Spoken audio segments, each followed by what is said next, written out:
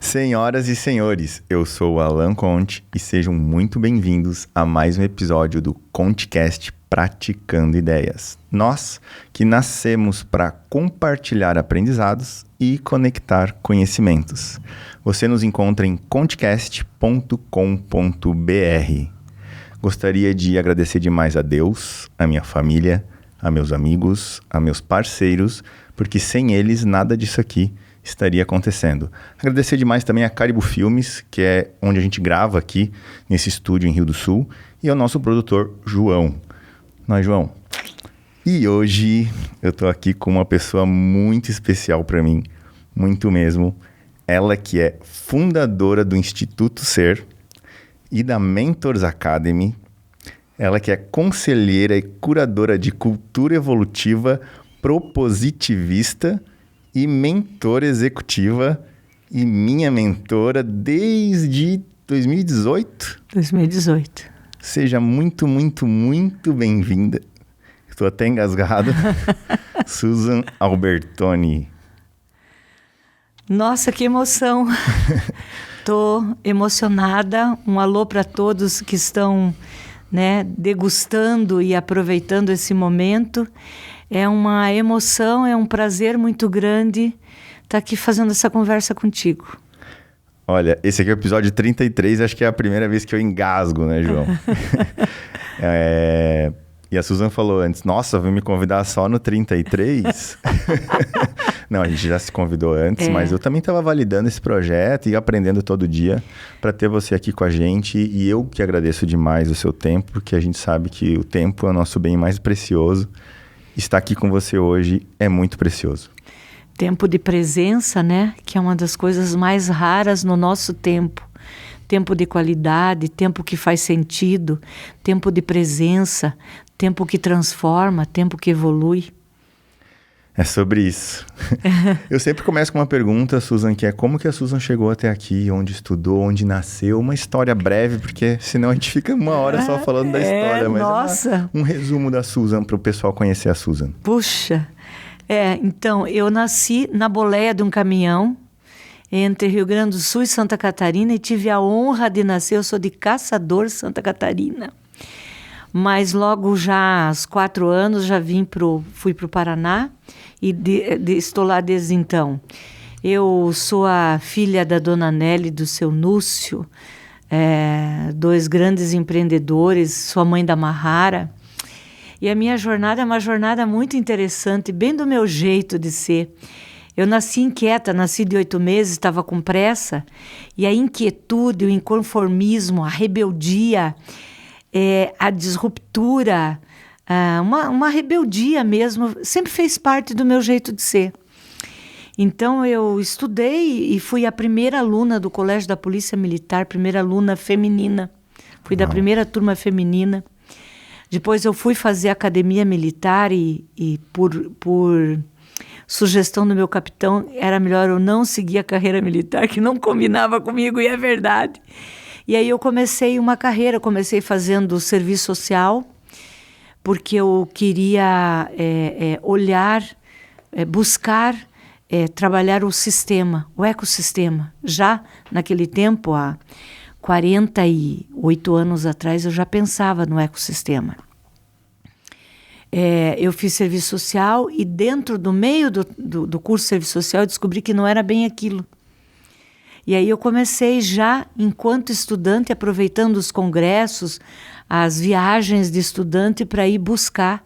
E acabei me deparando com uma formação na Argentina, em Buenos Aires, uma formação que chamava-se Psicanálise Organizacional. Foi a primeira confusão. Aí eu já comecei fazendo, olhando para a organização, porque eu descobri que as pessoas...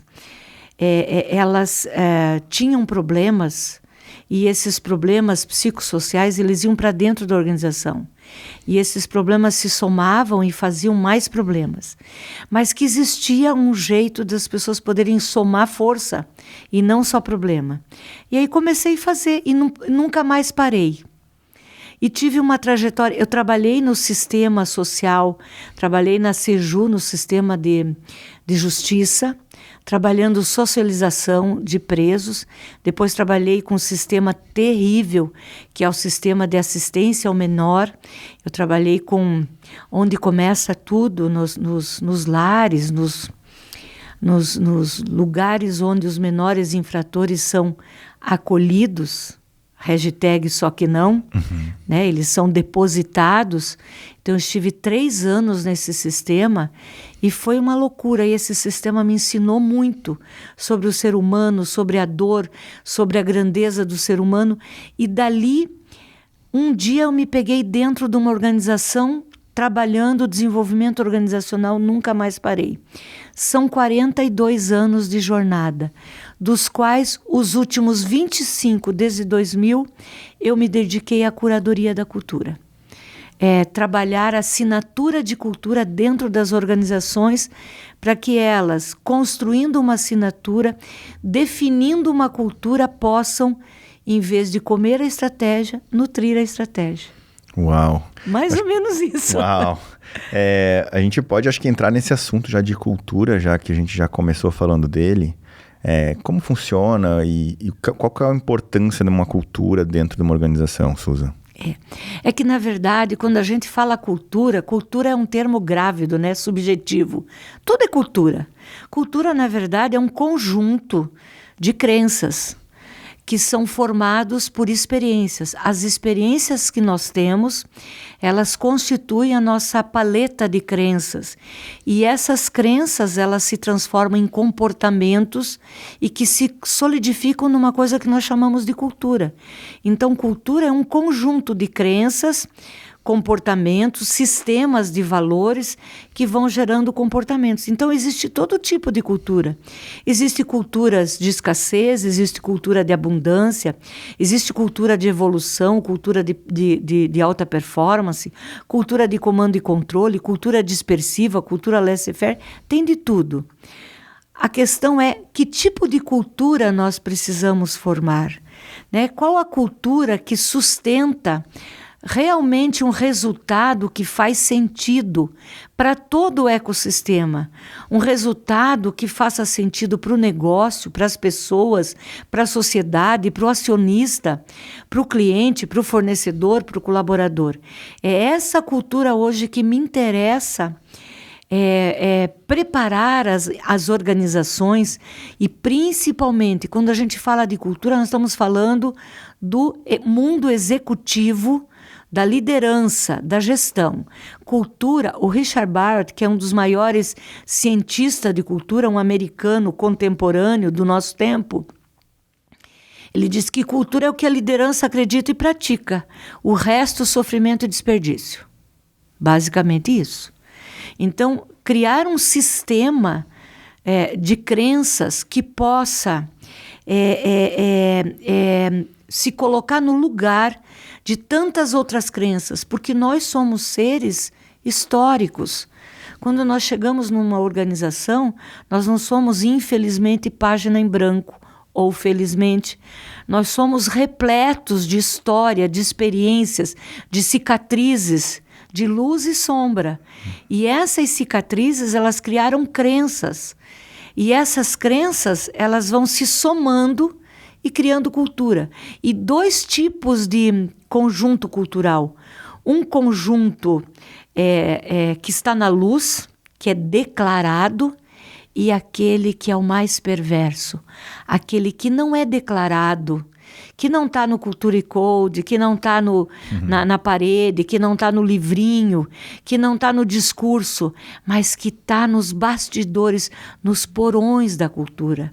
Esse é o mais complicado, porque é ali que a performance é engolida, ali que o protagonismo é solapado, ali que se tem um desperdício de talento e de recurso para sustentar a performance.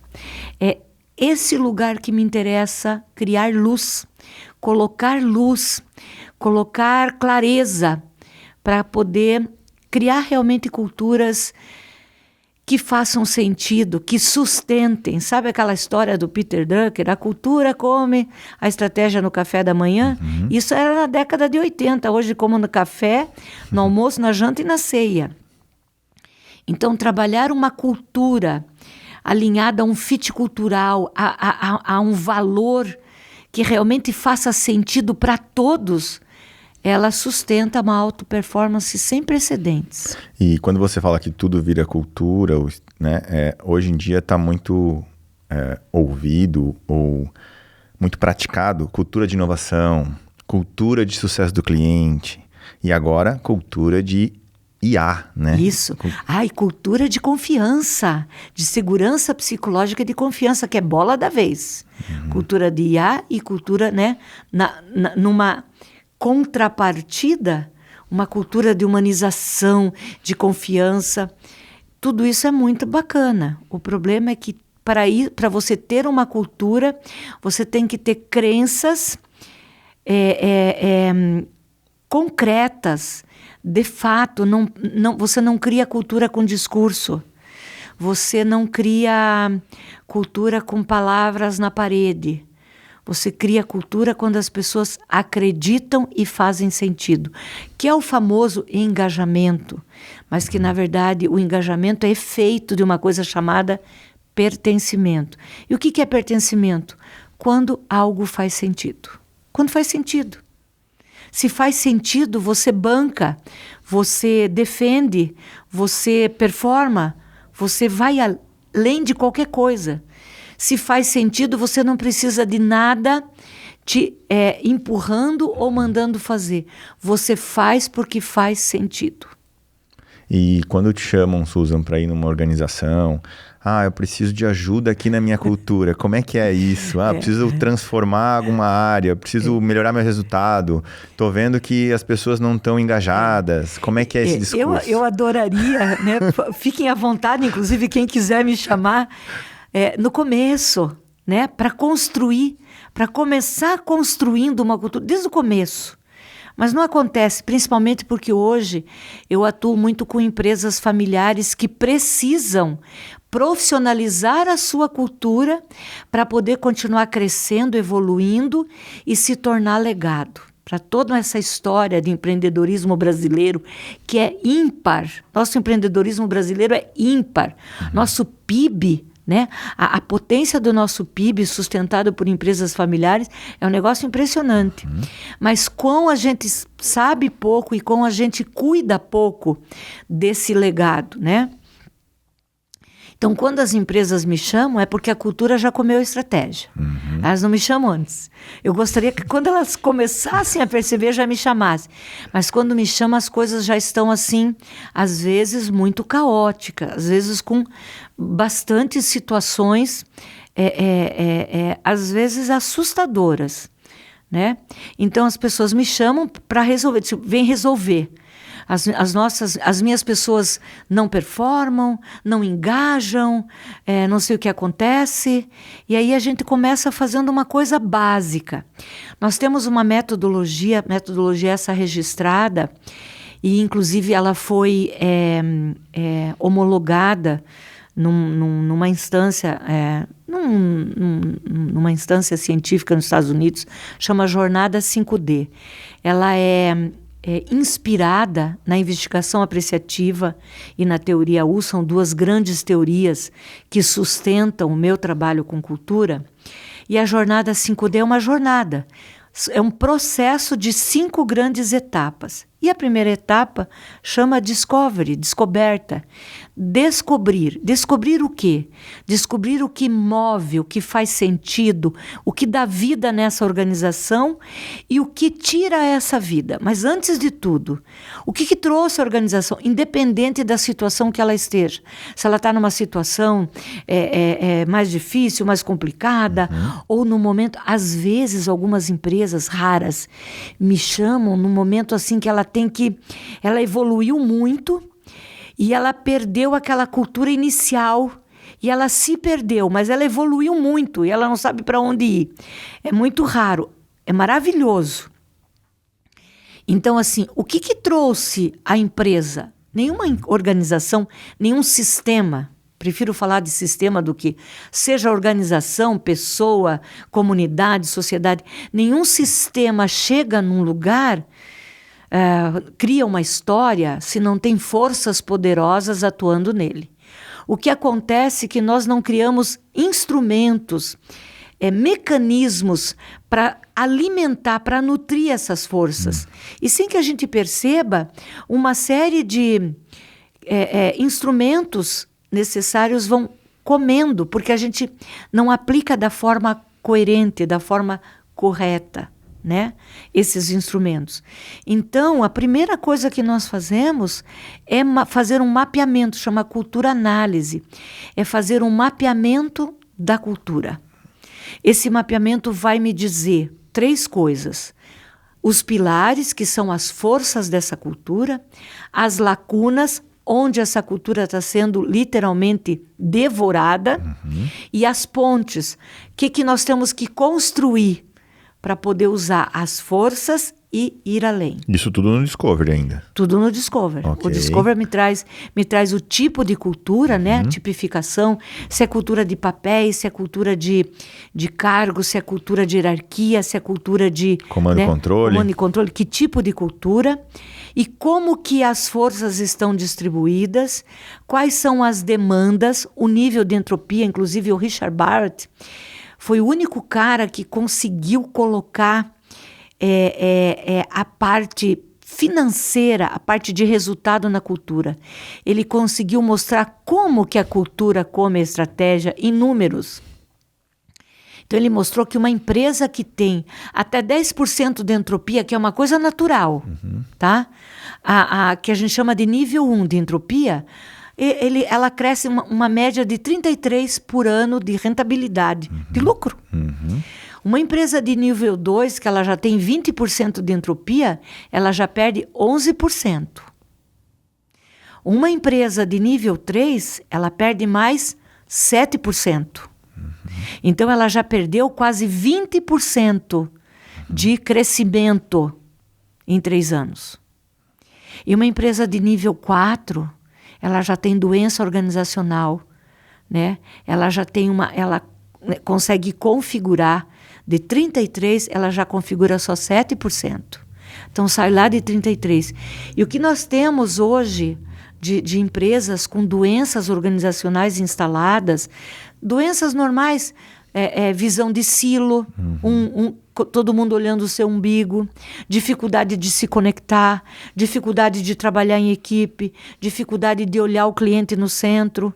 Quantas empresas que discursam o cliente no centro, mas que nem sabe, mas quem que é o seu cliente? O que esse cliente precisa? Qual é a dor desse cliente? Qual que é o perfil desse cliente? Qual que é o arquétipo desse cliente? Como que ele compra? O que ele precisa? A gente não sabe disso. Aliás, mal e mal a gente sabe do nosso cliente interno. Um cliente fornecedor do outro. Não temos essa relação. A comunicação. Todas as empresas que me chamam, nosso problema é comunicação. Não, o problema de vocês não é comunicação. O problema é direção. O que realmente faz sentido comunicar? Por que nós vamos comunicar? Para quem nós vamos comunicar? E o que queremos como resultado dessa comunicação? O problema não está na comunicação.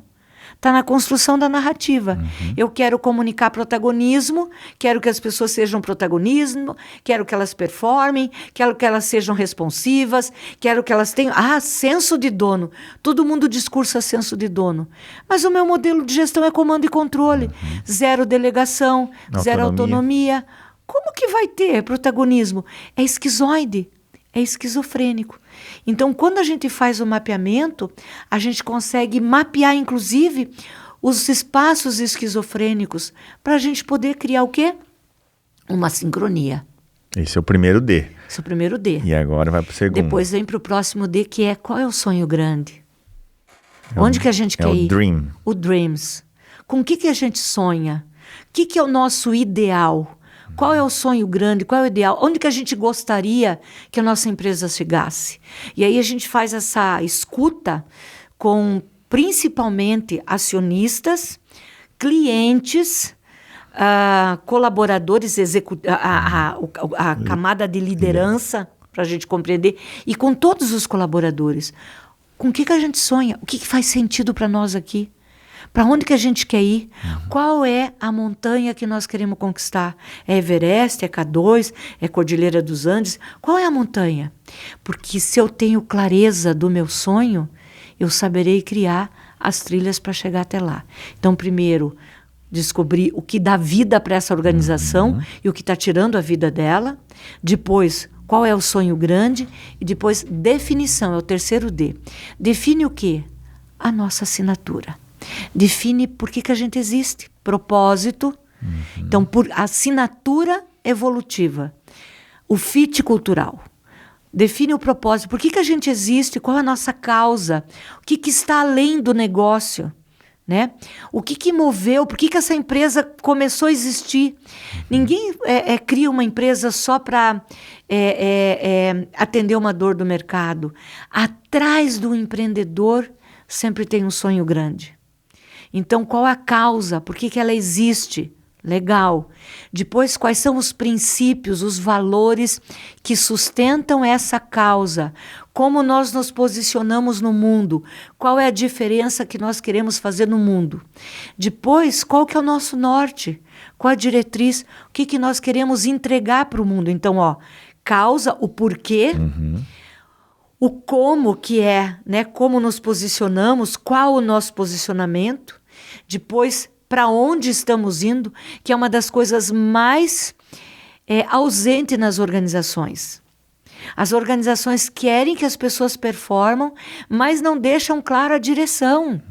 Estamos indo para onde? Ser referência no mercado de moda contemporânea, a diretriz de um cliente meu. Ser referência em IA para marketing conversacional, diretriz de um outro cliente meu.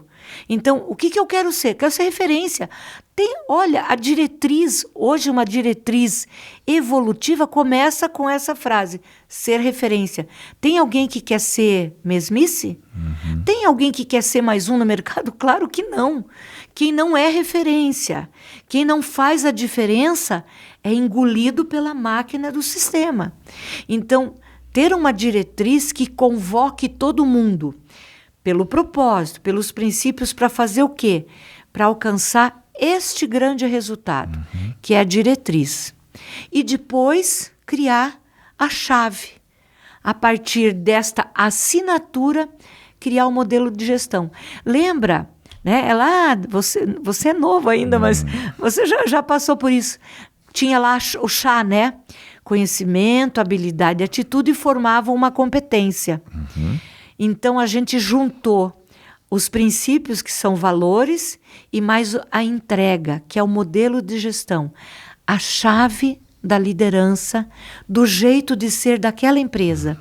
Então, não é a liderança que o Nubank, a liderança do Nubank serve para o Nubank. A liderança da Avan serve para a Avan. Qual é o estilo de liderança que serve, que tem o fit cultural com a sua empresa? Qual é o perfil de gestor que a sua empresa precisa para liderar a performance? Então, nós, a partir dessa assinatura, criamos o modelo de gestão, que é a chave. A partir dessa chave, cria-se a gestão de desempenho e o PDL, que é o Programa de Desenvolvimento da Liderança. Então, você configura a assinatura. E esse fit cultural, que ele também é formado por 5 elementos: o arquétipo, a congruência, a sustentação, o sistema de retenção e o sistema de atração.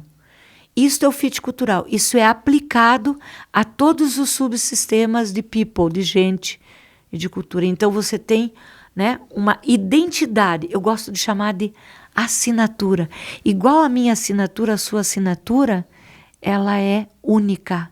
Não existe 2 assinaturas no universo. A assinatura da sua organização, o jeito X, o jeito ser de ser. No nosso caso, é o jeito ser de ser, né, do Instituto Ser.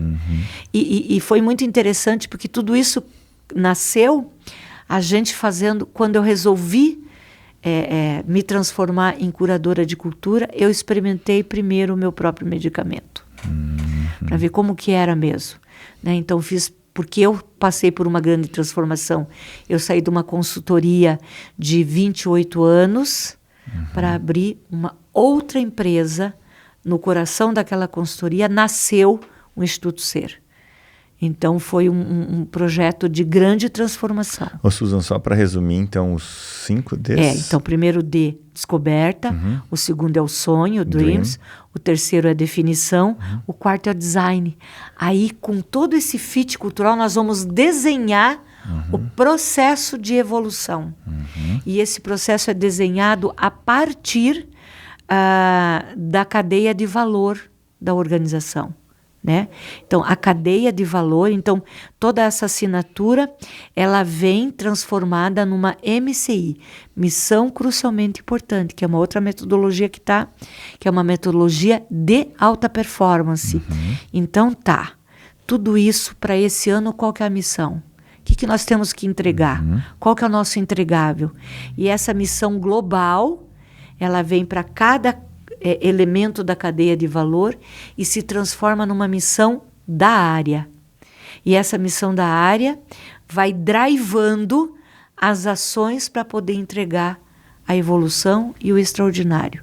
Então, vem lá do propósito, que a princípio é aspiracional, até chegar na ACI, que é a ação crucialmente importante para sustentar a performance.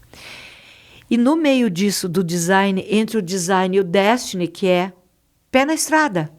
O destiny é, então bora fazer. Temos a nossa assinatura. Sabemos aonde está a nossa força, onde está a nossa lacuna e que pontes nós temos que criar. Sabemos qual é o nosso sonho grande.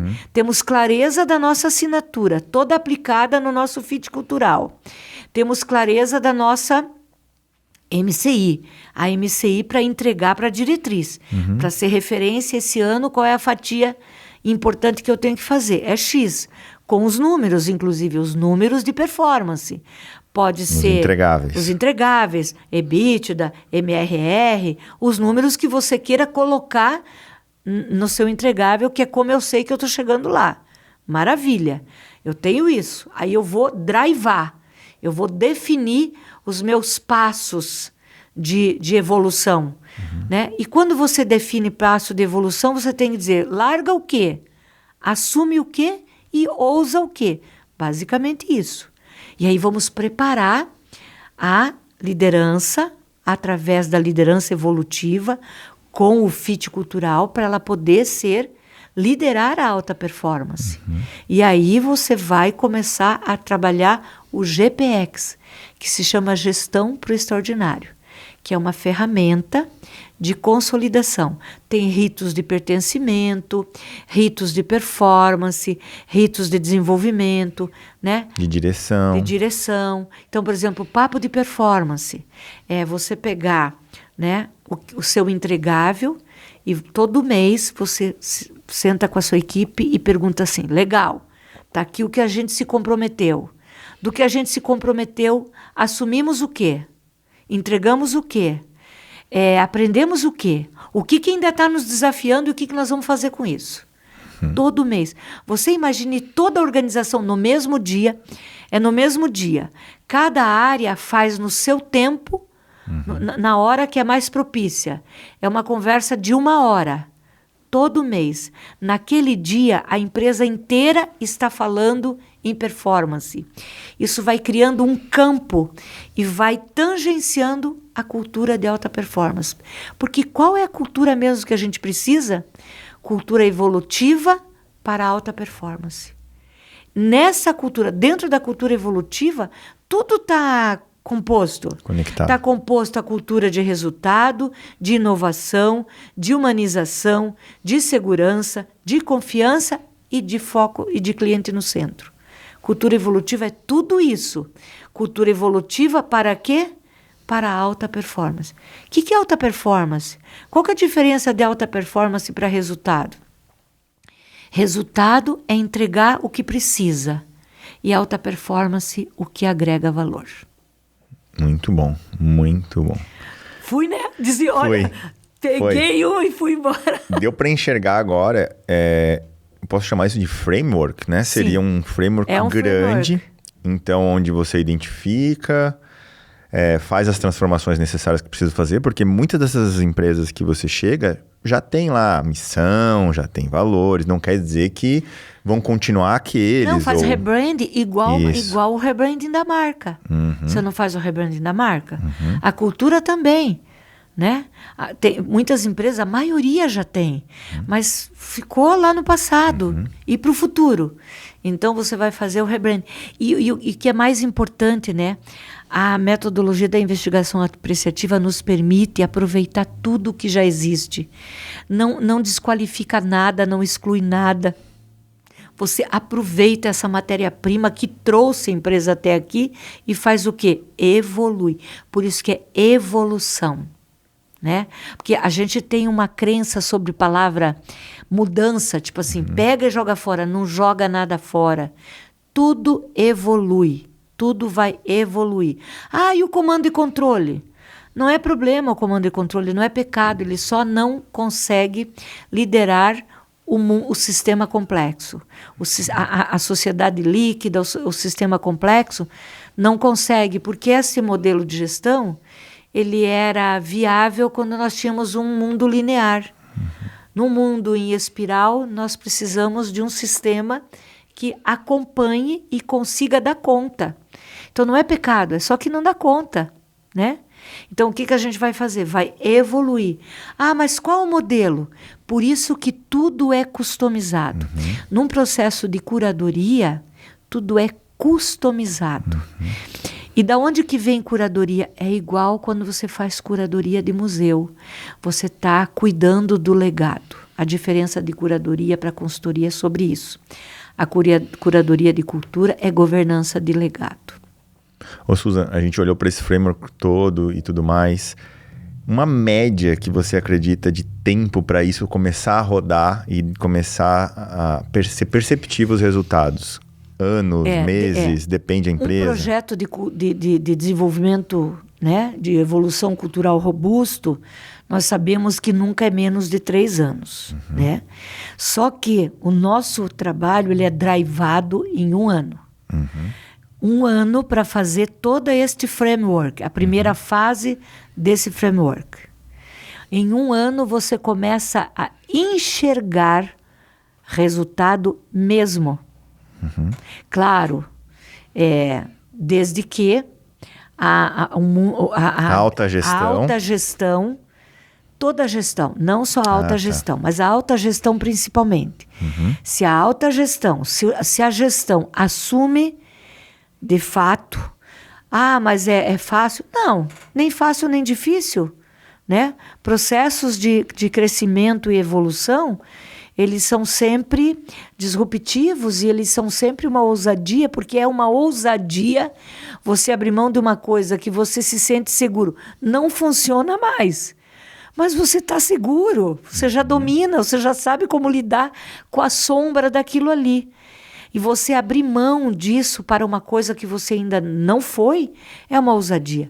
Por isso que a gente colocou tudo em sistema de processo, para dar segurança. Tudo é protocolado, é customizado e depois de customizado é protocolado, documentado. Inclusive, quando nós saímos, nós deixamos a área de people e a área de gestão.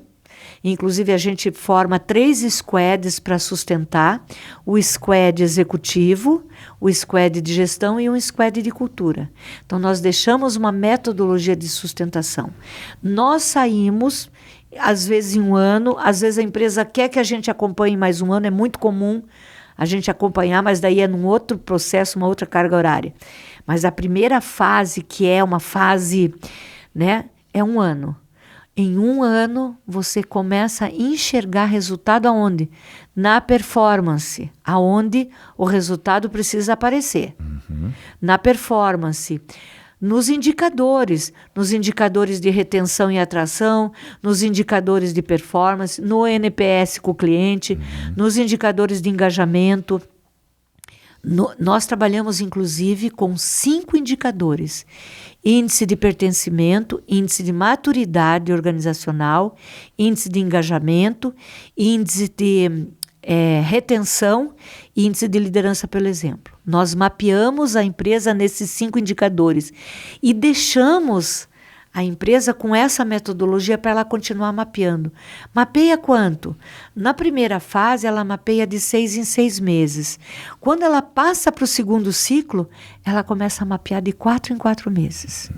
Então, a cada 4 meses, ela tem como ajustar, fazer os ajustes. Vai fazendo ajuste, vai fazendo ajuste. Sempre em prol da alta performance e da sustentabilidade. E essas metodologias são passadas para a empresa. Ela fica dona dessas metodologias. Não é um processo que a gente vê e implanta, não. A empresa, né, nós cocriamos com ela e ela fica dona da metodologia. A metodologia de mapeamento, os ritos de pertencimento. Quando termina o primeiro ciclo, o primeiro ano, a entrada do segundo ciclo é transformar tudo isso no Culture Code, no código de cultura, onde tudo isso se transforma, o jeito da empresa de ser, num código de cultura. Mas não é aqueles códigos engessados, é um código de cultura que a base são os princípios. Né? É um código que as pessoas têm, é muito legal que a gente tem visto, as pessoas têm orgulho de sustentar o código. É um código que faz sentido. E ele é cocriado por todos da organização. Ele não vem de cima para baixo. E aí conecta isso tudo num planejamento estratégico para daí rodar durante o próximo ano. Isso. Aí terminou o primeiro ciclo, né, de um ano, muitas empresas nunca fizeram um planejamento estratégico de verdade. Faz só a parte do plano.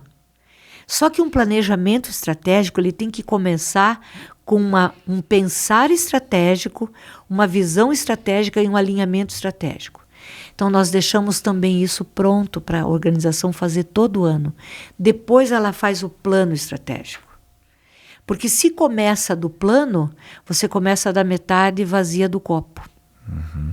Inclusive, a gente usa uma ferramenta que substitui uma ferramenta que é muito conhecida, que é a análise SWOT. E nós utilizamos uma ferramenta proposta pelo Dr. David Copperhead, da West Case, da investigação apreciativa, que é a análise SOAR. Porque ele compreende que no mundo que nós estamos não existe mais ameaça nem fraqueza. A ameaça é o que você não viu, fraqueza é o que você não fez. Tá, então tem o quê? Forças, S, oportunidades, O, aspirações, A e realização. Quais são as forças que nós temos, as oportunidades que estão para nós, as aspirações, o sonho grande e o que nós vamos fazer então com tudo isso. Olha que, né? É outra visão. É uma outra crença. Estamos falando de crença. Crença de abundância gerando alta performance. Em vez de gastar 2 dias mapeando ameaça e fraqueza. Você é contra a análise SWOT? Não sou contra nada. Eu sou contra o que não faz sentido. O que não faz sentido, eu sou contra. Porque desperdiça a vida e a talento das pessoas e da sociedade. O resto, tudo, se fizer sentido, está tudo certo. E para quem faz sentido? Tem empresas que, apesar... Suzana, a gente quer usar ainda análise SWOT. Ok. Então, vamos olhar as ameaças de um jeito mais apreciativo. Vamos olhar, então, ameaça e fraqueza de um outro jeito. A empresa pode usar o que ela quiser, mas sempre eu vou propor a evolução. Eu posso fazer isso? Pode, mas vamos evoluir a narrativa, então. Vamos evoluir o jeito, vamos evoluir a direção, vamos evoluir a narrativa. Então, com 1 ano, a gente tem o que a gente chama de colocar a empresa no nível 3. O que é uma empresa de nível 3? É uma empresa onde ela tem o domínio dos seus processos. Ela tem processos mapeados. No meio disso tudo tem mapeamento de processo, tem alinhamento de entregáveis, né? Então, é tudo junto. Mas a cultura é performance. Olha, cultura e performance não pode estar separada. Se você tem uma cultura de alta performance, você vai ter entrega de alta performance. Se você tem uma cultura de piscina de bolinha, desculpa. você não vai ter entrega de alta performance. E falando assim, parece tudo muito bonito e fácil de fazer, né? Mas a gente sabe que expele muita gente e atrai muita gente, né? Nesse processo. É porque, pegando lá a física quântica, quando você define, quando você declara, que é a palavra melhor, quando você declara a assinatura, principalmente o propósito e o princípio, você está declarando o que faz sentido. Essa declaração cria um campo quântico que vai atrair pessoas para aquele fit e vai repelir. Porque, de repente, tem pessoas que não se conectam. Eu tive um gestor, outro dia, ele falou assim, eu não sei o que eu faço. Eu estou em sofrimento. O que está acontecendo? Eu não quero trabalhar numa empresa que a gente tenha tanta liberdade. Eu gostava mais quando a gente era mandado. Eu não estou feliz aqui. Falei, então vamos te ajudar a achar aonde que você se sente feliz. Ele chegou à conclusão, ele não se conectou, a empresa fez uma grande transformação, saiu de um faturamento de 250 milhões para 410 em 1 ano e meio, foi um negócio absurdo. Só por causa do trabalho de cultura? Não existe só. Foi todo um processo, todo o processo. Inclusive, eu entrei no meio, ela estava adquirindo 2 outras empresas. E você sabe, né? Fusão, primeiro tem confusão. Para um dia ter fusão, o que a gente precisa fazer? Fusão do quê? De culturas. Não adianta imaginar que as culturas sozinhas vão sinergizar. Não existe isso. Cada empresa que você adquire, você tem que ajustar o fit cultural. Precisa. E nessa aquisição e nesse processo, né, a transformação foi muito consistente. E ele era gestor há 30 anos na empresa. Ele falou, não conversa mais comigo. Falei, por isso. Né? E a gente ajudou a empresa, inclusive criou um sistema de ajudar as pessoas a retornar para o mercado. Não é porque a pessoa não está aderente, não está engajada, que ela se torna uma pessoa ruim. Não é isso. Ela só não está mais conectada. Aquele campo não faz mais sentido para ela. Então tem uma coisa que eu sempre digo, criar uma cultura baseada em propósito e valores e princípios não é inócuo. Quando você declara para você qual é o seu propósito, já não é mais inócuo, porque você não tem como negar que aquilo não te atrai e aquilo conversa com você. Você começa a enxergar. Na empresa também acontece isso. Então, sim, é natural, mas é natural no sistema. Projeto de cultura demite um monte. Não, o projeto de cultura não demite ninguém. Não é isso. Não é aquele processo de reengenharia que a minha geração, né, passou. Não. Projeto de cultura não demite ninguém. É natural que o sistema se reconfigure. É da natureza. Quando você mexe no sistema e você evolui um sistema, é natural que ele se reconfigure. Só que num processo de cultura de profundidade, você cria mecanismos para sustentar. Você cria mapa sucessório. Não é só a empresa familiar que tem que ter processo sucessório. Qualquer empresa precisa ter. O know-how da empresa não pode ficar fora do legado dela. O know-how da empresa é legado da empresa. Ele não pode ir embora com as pessoas. Ele precisa ter uma retenção de legado. Então, criar um mapa sucessório, criar mecanismos para que essa reconfiguração do sistema aconteça sem abalar a performance. Não se pode abalar a performance, sem abalar a relação com o cliente, por exemplo. Até reconfiguração de cliente acontece. Quando você faz rebrand da marca, quando você cria, né, evolui a narrativa da sua marca, você vai atrair clientes que você nunca atraiu. E alguns clientes desembarcam, reconfigurou o sistema. Por isso que é importante você preparar de uma forma coerente para isso. E isso acontece do design para o destiny. Isso é o design. Então tá. Estamos aqui com a assinatura, a assinatura está pronta. Estamos com o modelo de gestão. Agora vamos começar a implantar. Você prepara-se para isso. Você ajusta para isso. Você tem que ter um profissional de gente de gestão acoplado. O profissional de gente de gestão, a diretoria, a alta gestão e a gestão tem que estar muito acoplado, tem que estar muito comprada, tem que fazer muito sentido. Por isso que é co-criado, não é nada de cima para baixo, né? A curadoria não vem, vamos criar o que faz sentido. E se faz sentido, quando algo faz sentido, o ser humano não tem medida para performar. O protagonismo humano é uma das coisas mais incríveis. O que acontece, ele é solapado por crenças que acontecem lá na infância. Crença de perfeccionismo, crença de ter que ser útil, crença de agradar todo mundo, crença de ser rápido, crenças que a gente aprende na infância e que acabam escondendo o protagonismo. Um trabalho de cultura, ele faz emergir o protagonismo de forma responsiva. O que é isso, protagonismo responsivo? Protagonismo responsivo é protagonismo aplicado no que faz sentido. Para si, para a empresa, para o negócio, para a sociedade, para todo o ecossistema. Ô, Suzana, mas isso tem muito a ver com liderança também, porque aí esse despertar tem que começar pela liderança, né? Aí, por exemplo, você já começou pela diretoria ou pelo presidente da empresa. Ponto. Já. Aí vai CEO, tudo bem. Esses aí já estão comprados provavelmente porque demanda deles.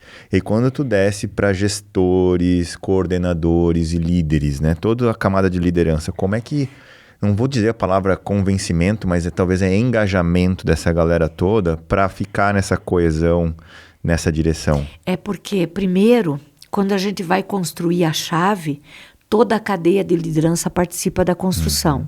E, quanto tempo? Gente, é 3 horas para construir uma chave. Às vezes 2, às vezes 1, depende do engajamento que já está acontecendo. Normalmente, a construção o propósito e os princípios é uma crença propositiva, é uma crença que recolhe as crenças limitantes. Todo mundo síndrome da impostora, síndrome da impostora. Isso, na verdade, são crenças limitantes que a gente, quando chega na empresa, vai somando. A minha crença limitante conecta com a sua, que conecta com a sua. Daqui a pouco nós temos uma grande crença limitante. E o que é pior, ela não é declarada, ela é subjetiva. Ela é sacana, entendeu? Quando eu defino o propósito e os princípios, é uma grande crença, como é que eu vou dizer, significante. É uma crença de potência. E aí entra a lei da física. Dois corpos não ocupam o mesmo espaço. Se a gente começa a trabalhar, né, com assinatura, e se esse trabalho a liderança assume, nós vamos recolhendo as crenças limitantes, recolhendo as experiências que criaram traumas e histórias, né? E entropias dentro da organização, e vamos criando crenças que fazem sentido. Fica tudo musiquinha, nuvenzinha. Não. Faz parte do sistema humano. Por isso que é evolução. E você sempre fala que é o compre batom, né? Isso é engraçado, né? Tem que estar ali sempre falando, é isso, né? O tempo todo. Compre batom. É porque essa é da minha época, né? Agora eu vou entregar a minha idade aqui. Mas eu lembro disso também.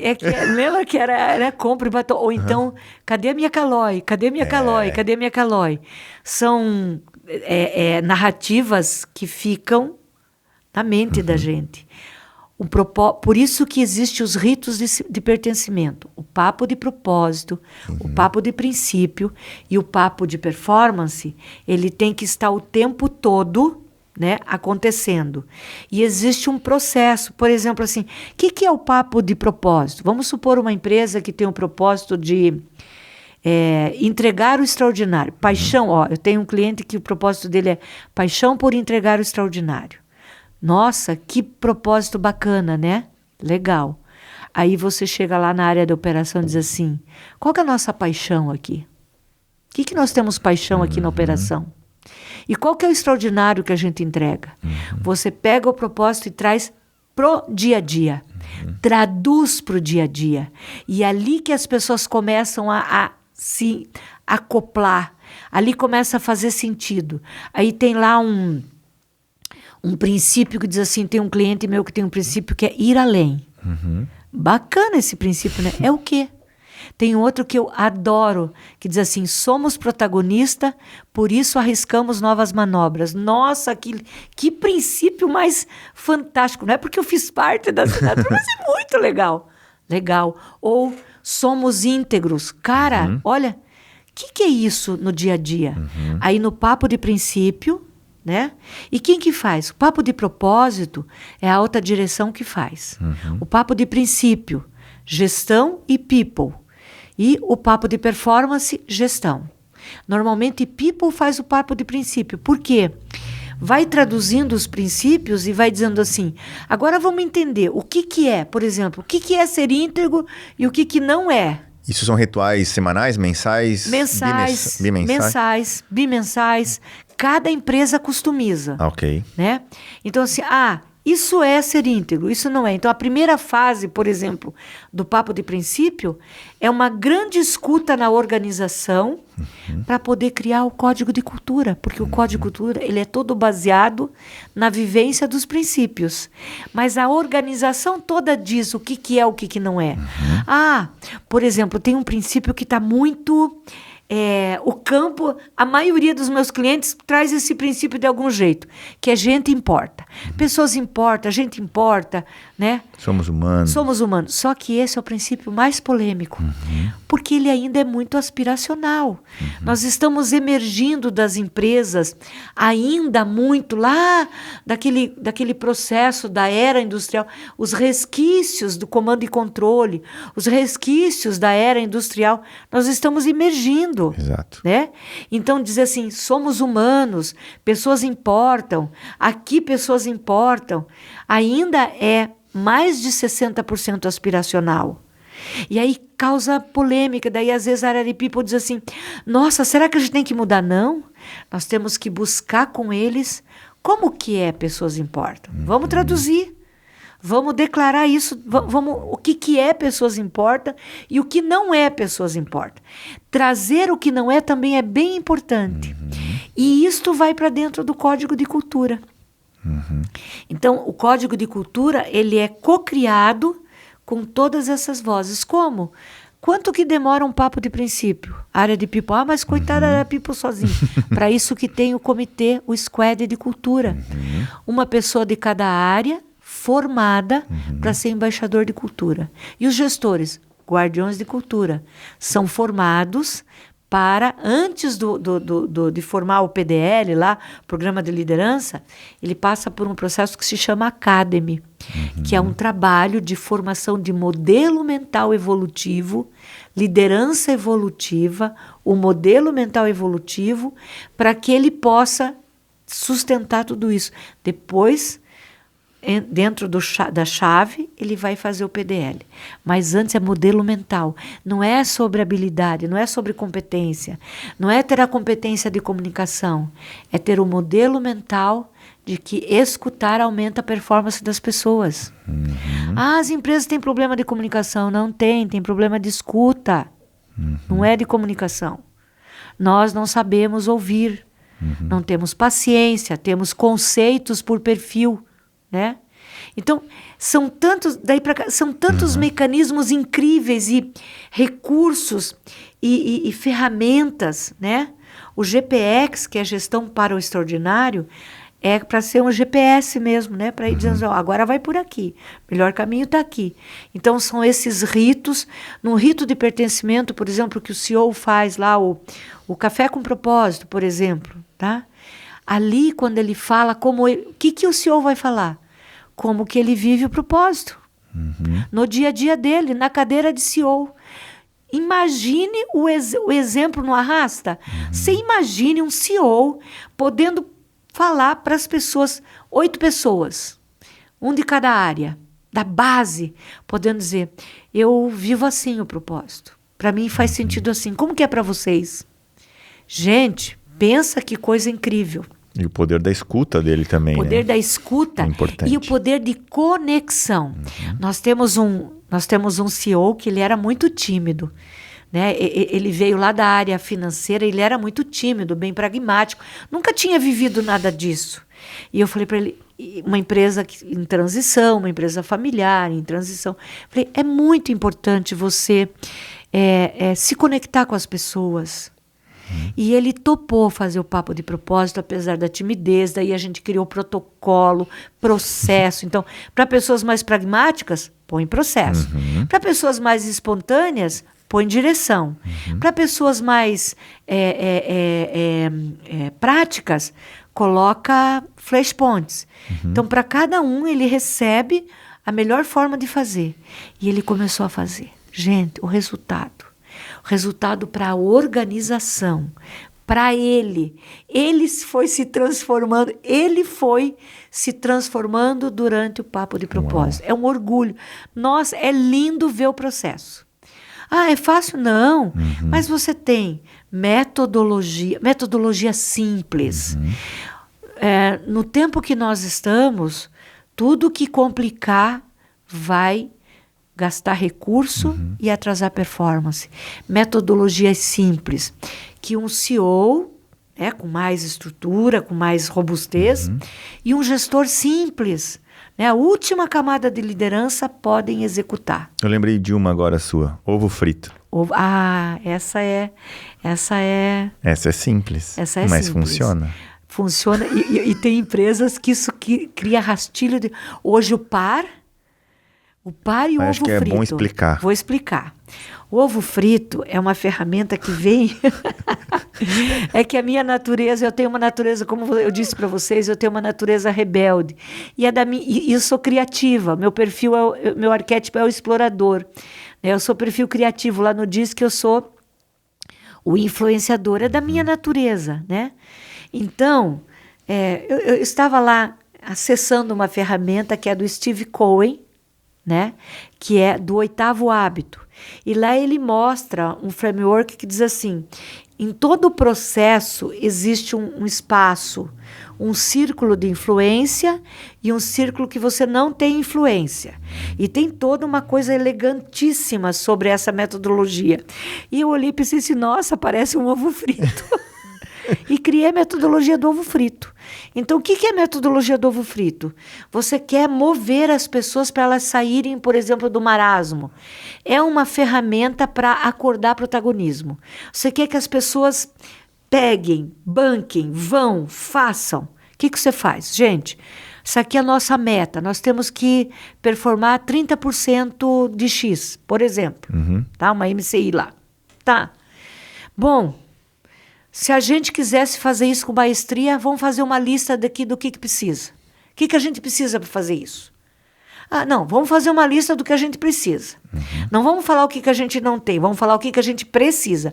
Você já tira as pessoas do marasmo, porque as pessoas estão acostumadas a desculpability, em vez da accountability. Estão acostumadas a terceirizar, arrumar desculpa, arrumar culpado. Então, peraí. Vamos olhar assim, o que a gente precisa. Faz de conta que a gente pode pedir tudo. Aí faz uma lista do que precisa para aquilo acontecer. Aí você pega lá na folha de flip chart, faz um círculo pequeno e um grande. Diz assim, tá vendo? Isso aqui é um ovo frito. Aqui é gema e aqui é clara.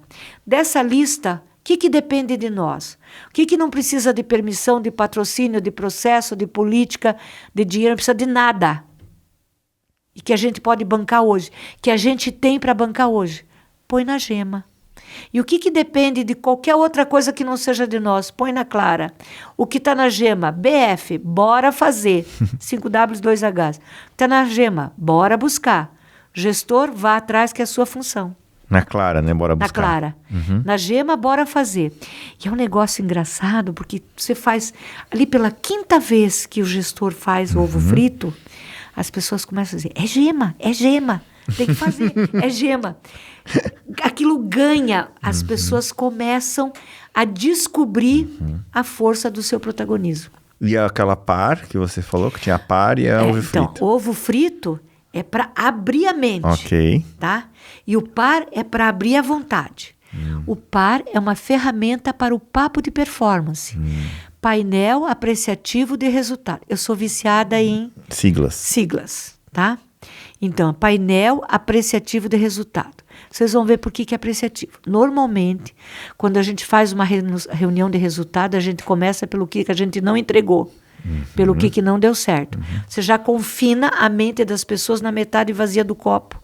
E você quer que elas, com a mente lá no que não deu certo, já achata o povo, já diz assim, vocês são uns que não conseguiram fazer nada.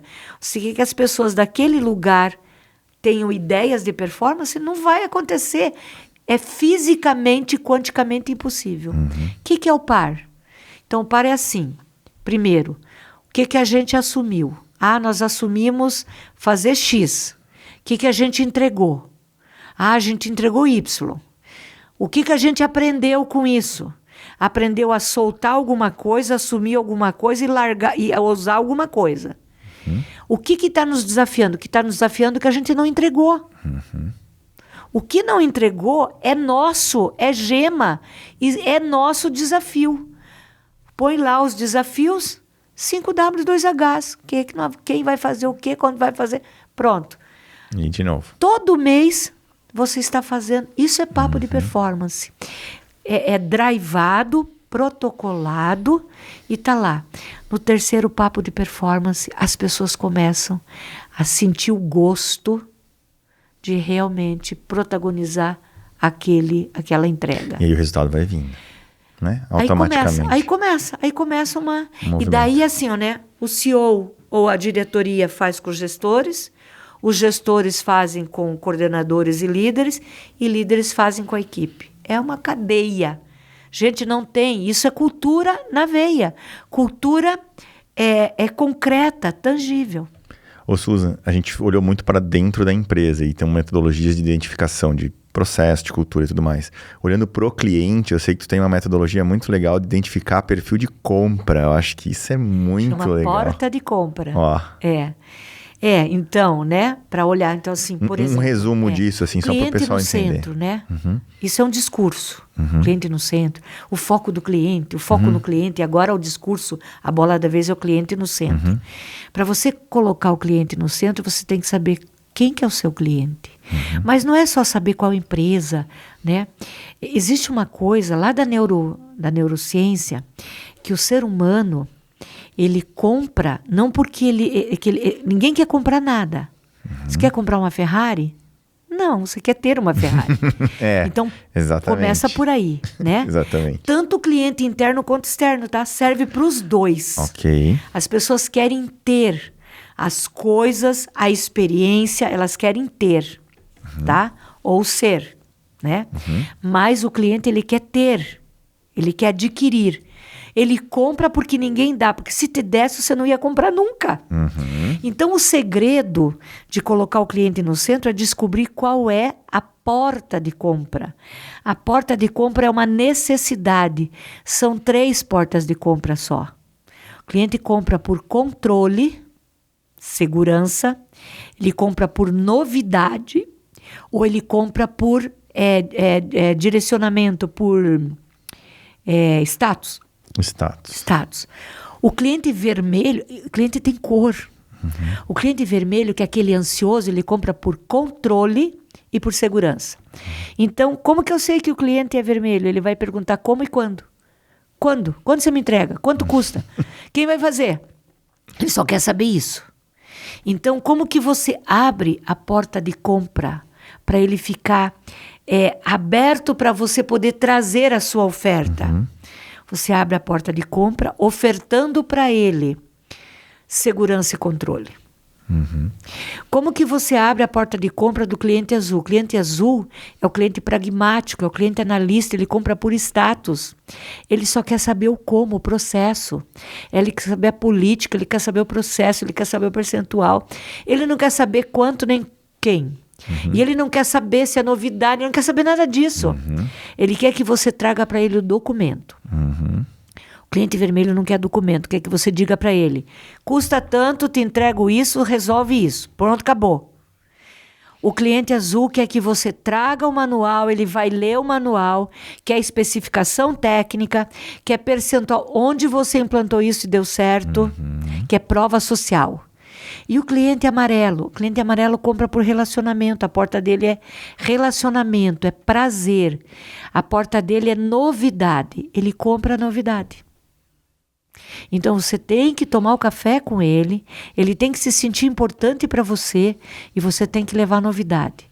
Às vezes a novidade não é de produto, você vai levar uma novidade do mundo para ele, mas você tem que levar novidade.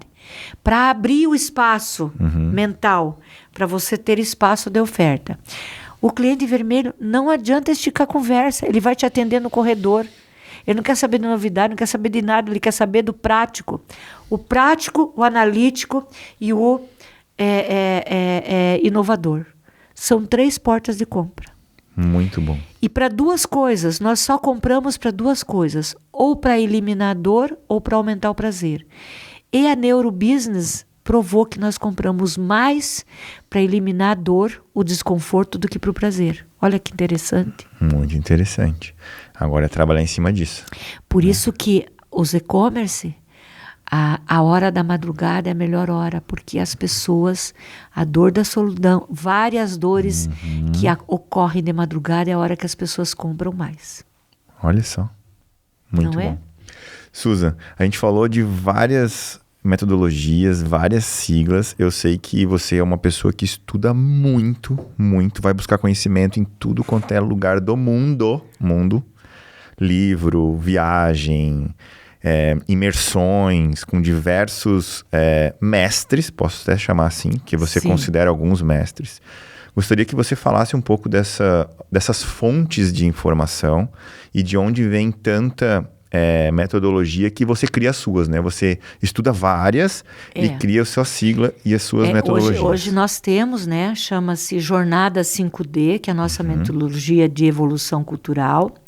Nós temos a Jornada 5D aplicada na cultura e na formação de mentores, né? São 2 aplicações. Estamos agora com a Jornada 5D no Liderança para além da NR1 aplicado nos processos de segurança e bem-estar. Então, são 3 grandes drivers. E dentro desses tem uma infinidade e dentro desses está o planejamento estratégico, lembra que estava falando lá? Então está a jornada 5D no alinhamento estratégico. Então, naquilo que a empresa, olhando para a empresa, o que ela precisa para construir uma cultura de alta performance.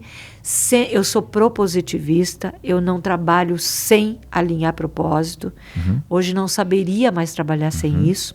Inclusive, depois de um ano e meio que a empresa trabalha comigo, eu posso te dizer que pelo menos toda a cadeia de gestão tem o seu propósito individual tangenciado. As minhas fontes, né? Na verdade, eu estou sempre buscando. E vou encontrando fontes que eu pensava, meu Deus, isso existe, eu não sabia. Isso existe, eu não sabia. Então, a minha primeira... Claro, eu fiz formações normais, como todo mundo faz. Como disse para vocês, eu fiz serviço social, depois eu fiz psicanálise organizacional, depois fiz análise institucional, depois fiz estratégias disruptivas e fui fazendo. Né? Eu tenho uma grande escola que eu tenho assim um apreço, porque ela tem 2 coisas que eu amo. Ela é ambidestra, ela é pragmática e inovadora ao mesmo tempo, que é o MIT. Eu sou alumne do MIT. Né? O Dr. Ninho é um dos grandes influenciadores do meu trabalho de cultura. E eu tenho, né, sou discípula do Maturana, sou da Escola Matrística do Maturana, sou formada em investigação apreciativa, né, pela West Case, né, sou do ULAB, sou da escola do Otto Scharmer, da Teoria U, a biologia cultural, a teoria U, a investigação apreciativa e a dialógica colaborativa, né, o socioconstrucionismo, são as grandes escolas que baseiam todo o meu trabalho. E essas escolas, por exemplo, Maturana, dentro, né, na biologia, ele trouxe a ontologia do ser. Essas escolas, elas são muito complexas. Então, é como se fosse um poço de luz sem fundo, graças a Deus. Quanto mais você mergulha, mais você bebe, mais você descobre, mais você encontra e mais você cria.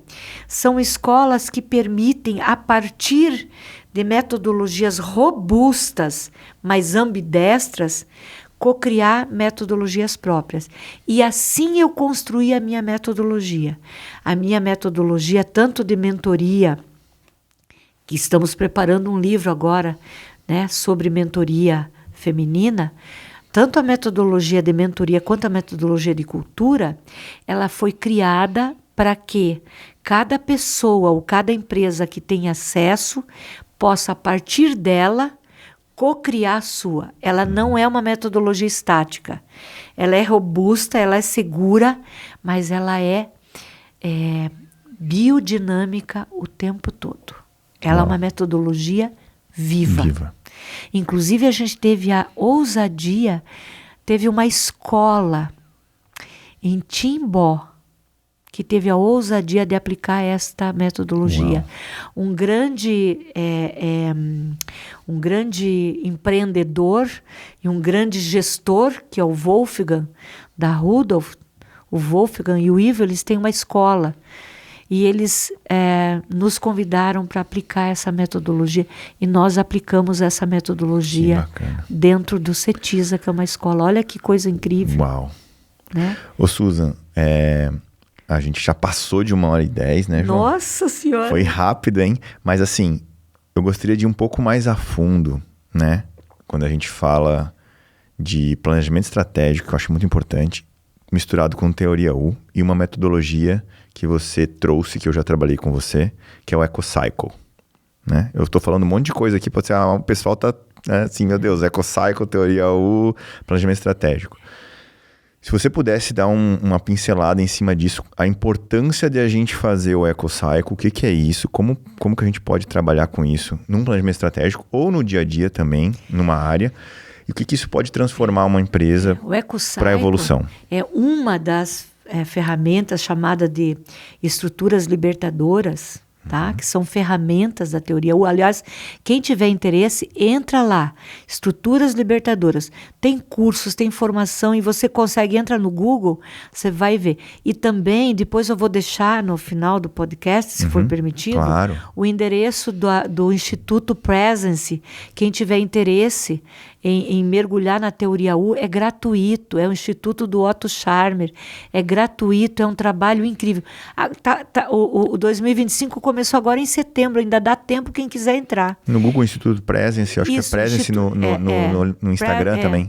É fantástico, inclusive está tendo a Janine Saponara, que é o braço direito do Otto aqui no Brasil, ela criou uma comunidade em português de teoria U. Uau. Então, gente, é gratuito, uma metodologia, uma formação inédita, tudo gratuito, com tradução simultânea para quem não domina inglês. É fantástico, né? Então, o EcoCycle, então, como eu estava falando, eu trabalho o alinhamento estratégico, o pensar estratégico. Porque a neurociência mostra assim, nós temos 4 quadrantes, 2 hemisférios. Você precisa primeiro provocar, habilitar o hemisfério inovador, criativo, para ele abrir o leque, para depois ir para o fazer. Então, quando você mexe com o alinhamento estratégico, você habilita esse pensar estratégico que abre o leque. Com o leque aberto, você vai ter muito mais visão, onde aplicar, aonde fazer cirurgicamente. É como cirurgia. Para você fazer uma boa cirurgia, você precisa primeiro fazer um bom scanner. Então, o EcoCycle é um scanner. É uma possibilidade e é orgânico, é uma ferramenta orgânica que você faz de forma coparticipativa. EcoCycle, Word Café, Open Space, o SOAR são ferramentas que te dão a condição de trazer as pessoas para criar junto. Se as pessoas criam juntos, elas já saem compradas, você não tem que ficar fazendo todo aquele trabalho depois. E o EcoCycle é uma ferramenta que eu conheci na formação de construcionismo, dialógica colaborativa com uma grande mestra. Ela trouxe um profissional de teoria U e eu conheci essa ferramenta lá, Lígia Pimenta. Tá? Pessoas que a gente vai conhecendo e que eu tenho um carinho. E o EcoCycle é uma ferramenta que você pode usar para ler uma equipe, o que está acontecendo com ela, é uma ferramenta orgânica para ler o sistema. Tanto eu posso ler um sistema de uma equipe, eu posso ler o sistema de uma empresa, de uma cultura. Eu uso, inclusive, o EcoCycle para fazer grupo focal de mapeamento de cultura. Uau. Eu uso para fazer alinhamento de equipe, eu uso para fazer pensamentos, o alinhamento estratégico e para fazer grupo focal de mapeamento de cultura. E na prática, vamos ver se eu lembro. O que eu não quero mais? Não, vamos na lá. prática é assim. EcoCycle, né? O ciclo da vida. Lembra, infinito, é um infinito, o símbolo do infinito separado em 4 partes. Okay. Então pega um infinito e pega o símbolo do infinito e passa um risco no meio. Okay. Você passa o risco bem no meio. Aí você tem gestação, nascimento, maturidade e transformação. E na subida para a maturidade, você tem o crescimento. Então, né, com post-it na mão, você vai perguntar para o grupo, gente, o que a gente tem falado, tem discursado, tem comentado, mas a gente ainda não bancou. O que está só no discurso, está na gestação, não nasceu. Está no discurso, a gente discursa, a gente diz que é importante, a gente fala que isso é crucial, mas a gente não pôs na prática, não está na ação. Põe lá, sem culpa. O EcoCycle permite que você olhe o sistema sem os 3C. Sabe os 3C? Cobra, critica e controla, que não serve para nada. Ele vai te dar os 4C. Substitua os 3C pelos 4C. Clareza, que gera certeza, que abre a confiança, que vai na coragem de fazer acontecer. Uau. Olha que... E aí você vai botando os post-it nos 4 quadrantes. Isso. Então, gestação, o que não saiu ainda. No primeiro quadrante. Se o grupo for grande, você separa em subgrupo para a qualidade de conversa e escuta ser melhor. Se o grupo for pequeno, faz num grupo só. Todo mundo com seu post-it. O que a gente acredita que está no discurso não foi para a prática? Não estamos falando, não é sobre certo e errado, não é sobre quem é culpado, não é sobre nada. Nós estamos de fora. E eu sempre convido assim, faz de conta que você é um time de auditores muito especiais, auditores apreciativos que foi convidado para olhar o sistema. Ponto. A gente faz isso até com família já, tá? Que eu tenho feito propositivismo em família. A gente tem feito isso com família. Legal. Maravilha. Gestação, que está maduro? Não, gestação. Da gestação vem para o nascimento. Tá. Se eu estou de frente na esquerda, gestação, abaixo, o de baixo é nascimento. Certo. O que já nasceu? Nasceu, mas não deu resultado. Só nasceu, é criança de colo. Ainda precisa de tudo. Nasceu, precisa que troque fralda, nasceu, mas escapa da fralda pra caramba, né?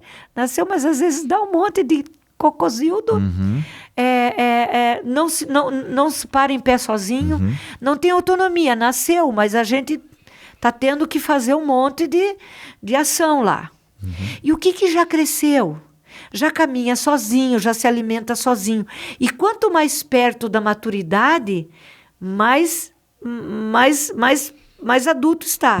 Então, cresceu aqui, ó. Então, quanto mais perto do nascimento, cresceu, mas só caminha, já corre, já vai para a escola sozinho, já é dono do seu nariz. Isso pode ser um processo, pode ser um produto, pode ser... Processo, produto, sentimento, tudo. Ok. Inclusive sentimento, inclusive percepção, crença, tudo. Não tem limite para nada. E depois transformar. Depois está maduro. O que está maduro?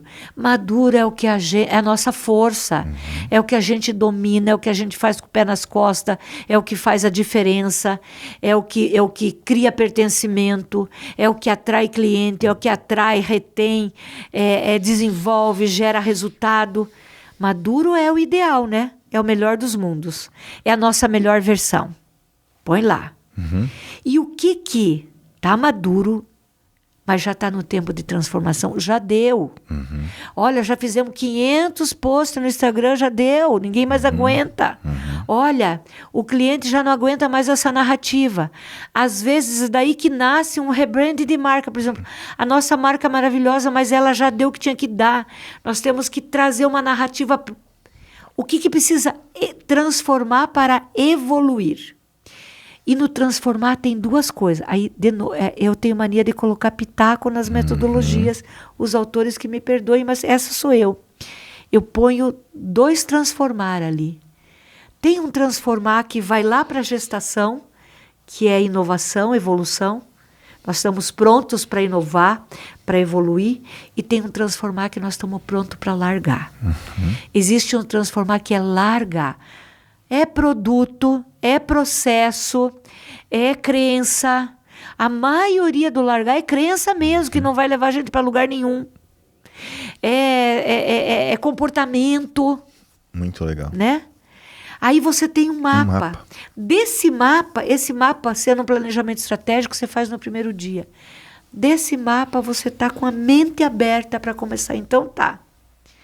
Do que nós estamos maduro. Então, aqui que está na gestação, tem alguma coisa que a gente quer, não nasceu até agora, vamos fazer cesárea. Não vai mais nascer de parto normal. Vamos trazer para cá. O que está aqui no nascimento, que já nasceu, não cresceu, vai crescer, não vai crescer, vamos transformar. Vai crescer, bota, vamos fazer. O que nós vamos fazer com isso? Então, tudo que faz sentido, você move. Se você mover qualquer quadrante do EcoCycle, você move o sistema como um todo. Qualquer quadrante que mova, vai mover o sistema todo. Não vai ter jeito. Por isso que se chama ciclo da vida. Uau, muito legal. Tem muito mais. É uma ferramenta muito completa, tem muito mais, mas assim, um básico. Tá? Pensa que bacana fazer isso num pré-planejamento estratégico. Quanta leitura dá para você, gestor, né, diretor, alta gestão, nossa, aí você consegue ir olhando, nossa, aqui dá para fazer isso, fazer aquilo, aí você vem, aí você traz disso quais são os nossos imperativos. Do EcoCycle você vai fazer a linha dos imperativos. Para esse ano, qual que é o nosso imperativo? É crescer? É evoluir? É desenvolver? É ser simples? Quais são os verbos? Imperativo é verbo. Quais são os verbos que são imperativos para nós esse ano? Fez o EcoCycle ou o SOAR. Fez os imperativos, você está pronto para começar a definir. Seja a metodologia que você quiser usar. Você está pronto para começar a fazer o planejamento estratégico. Aí você vai abrir a cadeia de valor, você vai abrir lá o ciclo de maturidade, os quadrantes, né? Aí tem N ferramentas de planejamento estratégico que você pode usar. Né? Eu uso 4 disciplinas da execução para tudo. Para o planejamento estratégico e para sustentar performance, que é uma ferramenta também, mais um campo de estudo que é do Instituto Franklin, que é uma ferramenta lá que foi definida nesse instituto, e tem um livro chamado 4 disciplinas da execução. Muito bom. Simples, básico. Né? Então, falei do Otto, falei do David Copperheide, falei do Maturana, falei do socioconstrutivismo. Nesse momento, eu estou estudando Gabor Maté, ou Gabor Maté, Ele tem um trabalho incrível de recolhimento de traumas, de compreensão de traumas, por uma via apreciativa que é da compaixão, né? Eu resolvi estudar isso. E estou estudando design de futuros, né? Que eu tive uma imersão lá na Singularity e eu resolvi me aprofundar em design de futuros. Então, estou estudando um lado bem ontológico e agora um lado bem pragmático. E agora, dia 28 de outubro, aqui no Brasil tem, né, para quem está interessado, tem o Summit de Saúde Mental, que vai ter a Amy Edmondson, o Gary Grant, vai ter o Tal Ben Shahar. Vale a pena, mas vale muito a pena. Como nós estamos, né, trazendo a cultura, liderando além da NR1, nós estamos agora aprofundando nesse drive. Uau. Ô Susan, vamos um pouco pro lado pessoal, hobbies, porque a gente falou muito de trabalho até agora, né? O que a Susan tem de hobby? O que a Susan gosta de fazer? Eu sei que tu faz uns aromas, vou chamar de aromas? Não, eu sou perfumista. Perfumes. Eu tenho um hobby que é para fazer perfumes para a alma. Perfumes baseados em óleos essenciais que atuam na dimensão da inteligência emocional. Mas eu faço isso por hobby, eu faço isso para ofertar para os amigos, faço para minha casa, para a casa dos meus amigos, para a casa das pessoas que eu amo. Para empresas também, amigas. Para as empresas amigas, às vezes eu faço uma assinatura olfativa para uma empresa. Que legal. Mas eu tenho 3 hobbies. Tá. Um é esse, eu tenho um ateliê, inclusive eu fiz a formação de perfumaria, né? Eu fiz a formação, eu sou aromaterapeuta e aromatologista pelo Instituto Ibra. Como eu sou curiosa, eu não faço nada na superfície, eu sempre vou para a profundidade. E enquanto eu não estou saciada, eu não paro. Eu sou do tipo que eu tenho que ir até o máximo, né? Um dos meus hobbies é saber, conhecimento. A minha assinatura, né? Amor pelo conhecimento, amor pela sabedoria. Não é o conhecimento pelo conhecimento. É esse conhecimento aplicado a serviço do sistema humano. Eu sou uma pessoa que me conduzo para saber, descobrir tudo que pode aplicar-se para o sistema humano ser mais saudável, para fazer sentido, que faça sentido, que o ser humano reconecte a posição de ser humano. Não é ter humano, é ser humano, que é uma grandiosidade que a gente não tem, né? Devo fazer, início de 2026, mais uma formação em neurociência, né? Neurociência aplicada aos sistemas vivos, então já estou negociando. Então, saber é um hobby. E eu tenho um outro hobby que é fazer jantares temáticos com os meus amigos, né? Então, a gente tem um grupo de amigos que ama comida boa, comida gostosa, e adoro fazer jantar temático. Eu fico muito pouco em casa, porque estou sempre no mundo, mas adoro. E, para completar, eu amo um bom rock e uma boa tequineira. Então, né? Tequineira com rock. Tequineira. E se for junto, inclusive, né? Se misturar um bom rock junto com, né? Uma boa tequineira, um bom... Eu amo. Muito bom. Essa sou eu. Susan, quando você vai para as empresas ou no teu rolê do dia a dia, viagem e tudo mais, acredito que tem que ter um pilar, né? Além do nosso pilar físico e espiritualidade. A gente não falou muito nisso, eu sei que poderia dar um outro podcast, inclusive se a gente for para física quântica, aí é mais um podcast. Mas como você lida com isso no seu dia a dia, espiritualidade, o que isso é para você? Espiritualidade para mim, bem honesto, essa grande, é Deus, é Deus em todas as perspectivas que eu posso conhecer, experimentar, sentir. Eu não trabalho sem estar conectada a essa força maior, porque é tudo porque né? Porque permite, porque existe, porque faz sentido. Então, a espiritualidade é o que me dá sentido. Sem a espiritualidade, nada faz sentido. Onde eu não posso ser espiritualidade, é eu aprender a ser, a me conectar, é minha fé, é praticar a fé, seja lá do jeito que você, em que tipo de drive você achou o lugar da sua fé. Espiritualidade é fé praticada.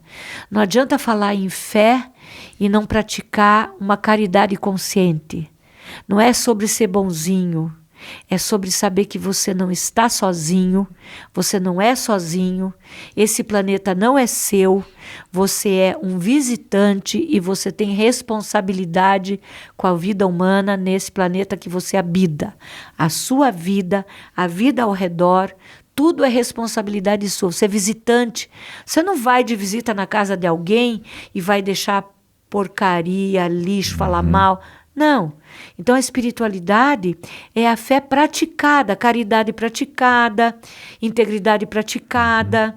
Isso é espiritualidade. E eu busco essa conexão. É ela, na verdade, que me dá condições, às vezes, de navegar por sistemas muito densos, muito sofridos. Às vezes nós pegamos cultura onde tem muita densidade, muito ego, né? Quando a gente trabalha com essa perspectiva apreciativa, nós estamos indo do ego para o eco. Lá, quando Barthes diz das consciências de sobrevivência para consciências de expansão. Gente, como que vai trabalhar com isso sem espiritualidade? Essas metodologias que me conectaram, foram elas que elas me conectaram. É porque todas elas têm como pano de fundo uma consciência numa força maior que conduz tudo. Senão não faz sentido para mim. E falando de sentido, você não falou o seu propósito ainda. Então, a minha assinatura, então eu vou contar a assinatura do Instituto Ser, né? E da Mentors Academy. A assinatura do Instituto Ser, né? Hoje ela nasceu, né? Era conectar pessoas com experiências extraordinárias para revelar o extraordinário. Hoje é co-inspirar legados, né? A minha grande história hoje neste planeta, neste tempo da minha trajetória, é que eu possa ser uma força que inspira e é inspirada. Por isso que não é inspirar, é co-inspirar. Eu quero inspirar e ser inspirada ao mesmo tempo para, né, uma trajetória de legado. Para que as pessoas, para que as organizações, para que os produtos, para que os processos, para que faça sentido. Legado é quando algo faz sentido para além do seu tempo. Eu tenho muita clareza que eu sou hoje um ser que é resultado de todos que vieram antes de mim. E o que eu sou é a inspiração para todos que virão depois de mim, que eu não tenho a mínima ideia quem será a minha ancestralidade depois.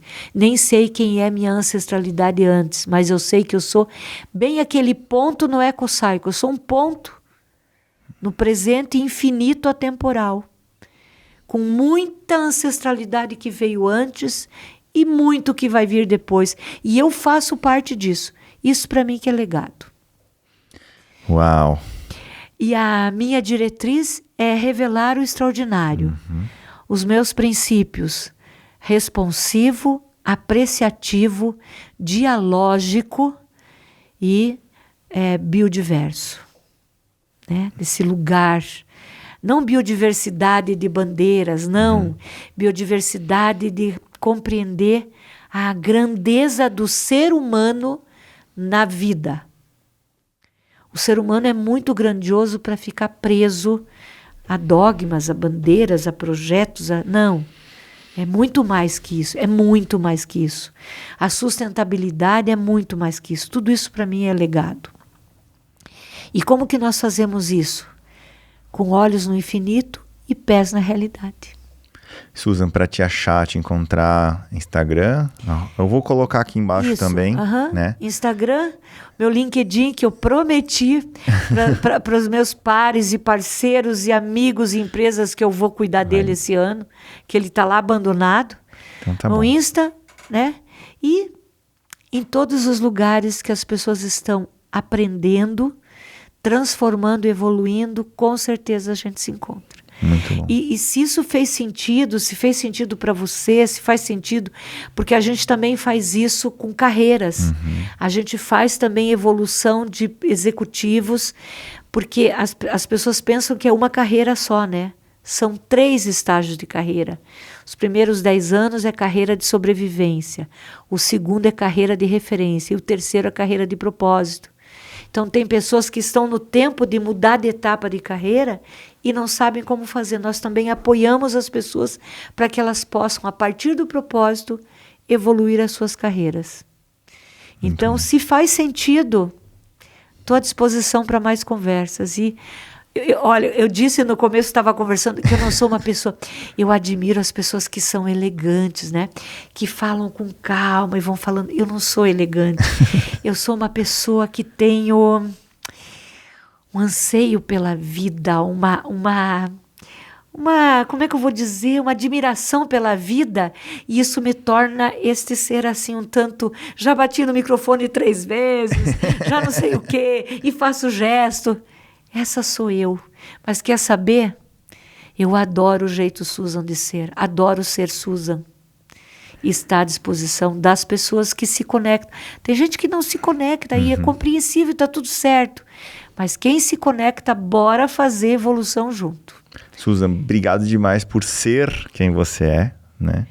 Algo que você queira falar que a gente não tocou no assunto? Acho que falamos bastante coisa em várias... Sim. Né? Tem alguma coisa? Tem. Ou se não, eu peço também uma frase, uma inspiração, um aprendizado que você queira deixar também. Se você já quer emendar os dois. Sim. A primeira coisa que eu quero dizer, eu quero te agradecer.